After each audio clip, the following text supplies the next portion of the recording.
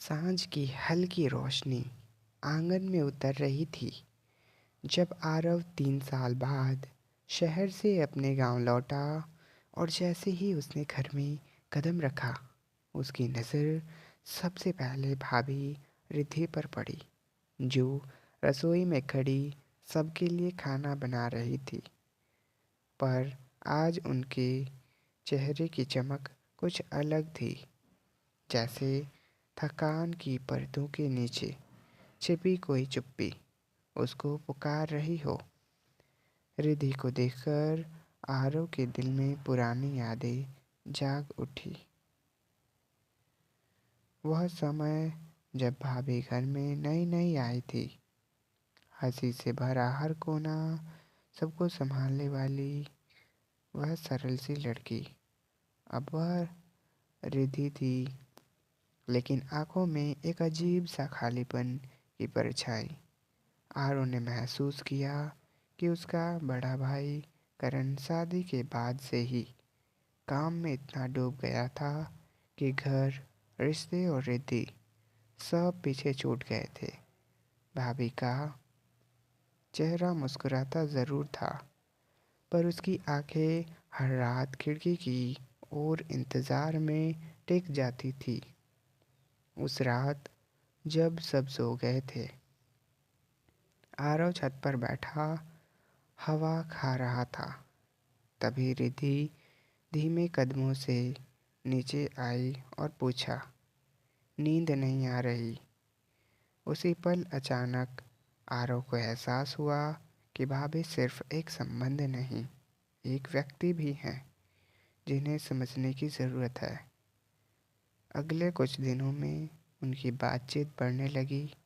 रिद्धि उसे चाय बना कर देती, उसकी पसंद का नाश्ता कराती, और आरव हर पल महसूस करता कि यह सब केवल फर्ज नहीं था, इसके पीछे एक अनकही चाह, अनकहा स्नेह छिपा था। एक शाम तेज बारिश हो रही थी, अंधेरा छाया हुआ था और रिद्धि बाहर कपड़े समेट रही थी कि उसका पैर फिसल गया। आरव ने दौड़कर उन्हें पकड़ा और पहली बार उन्हें इतनी नज़दीक महसूस किया। रिद्धि की सांसें काँप रही थी, बारिश की बूंदें उनके माथे पर चमक रही थी, और उनकी आंखों में वह सब था जिसे शब्द कभी बयान नहीं कर सकते। दर्द, अकेलापन और कहीं गहरे में दबा प्यार। आप ठीक हैं भाभी? आरव ने पूछा, और रिद्धि बस उसके कंधे पर सिर रखकर रो पड़ी। मैं थक गई हूँ आरव, सब निभाते निभाते। उस पल आरव का दिल टूट गया। उसने धीरे से उनकी उंगलियां पकड़ी और कहा, आप अकेली नहीं हैं।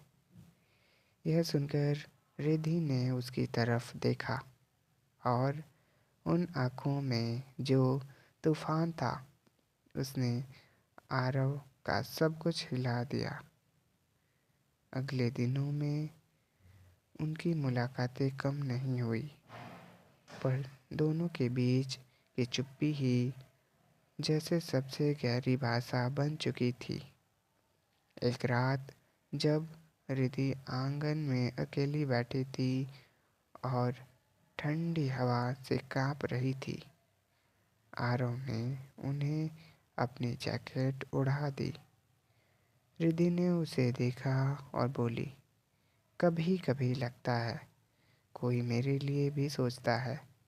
और फिर वही चुप्पी, एक अनकहा प्रेम जो दोनों के दिल में जगह बना रहा था। लेकिन यह रिश्ता दुनिया के हिसाब से गलत था, जिम्मेदारियों से बंधा हुआ था।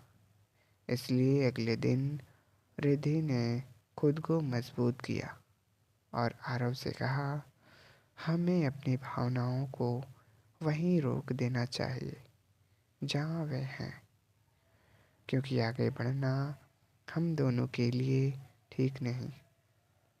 आरव चुप रहा, क्योंकि वह जानता था कि भाभी सही कह रही थी। लेकिन दिल कहाँ मानता है। रवाना होने के दिन जब वह बैग लेकर दरवाजे पर आया, रिद्धि ने उसे एक रुमाल दिया जो उन्होंने खुद सिलाई करके बनाया था, और कहा, जहाँ भी रहो खुश रहना और मुझे याद मत करना। उसकी आवाज़ में कांप थी, जैसे खुद भी अपनी बात पर विश्वास नहीं था। आरव ने रिद्धि की तरफ आखिरी बार देखा। उनकी आंखें नम थी, पर मुस्कान मजबूर। उसने सिर झुकाकर कदम आगे बढ़ा लिए, क्योंकि पीछे मुड़ना मतलब था उस रिश्ते को स्वीकार कर लेना जिसे दोनों समाज से नहीं, खुद से भी छिपाना चाहते थे। हवा में रिद्धि की चुन्नी हल्के से उड़ रही थी, और आरव को महसूस हुआ कि कुछ रिश्ते मिलते नहीं, बस गहरे उतर कर रह जाते हैं, कमजोरी बनकर नहीं बल्कि ताकत बनकर। वह चला गया, पर हर कदम पर रिद्धि का वह मौन प्यार, वह टूटता हुआ दिल और अनकहा एहसास उसके साथ चलता रहा। एक ऐसे प्रेम की तरह जो मिल तो नहीं सकता, पर मिट भी नहीं सकता।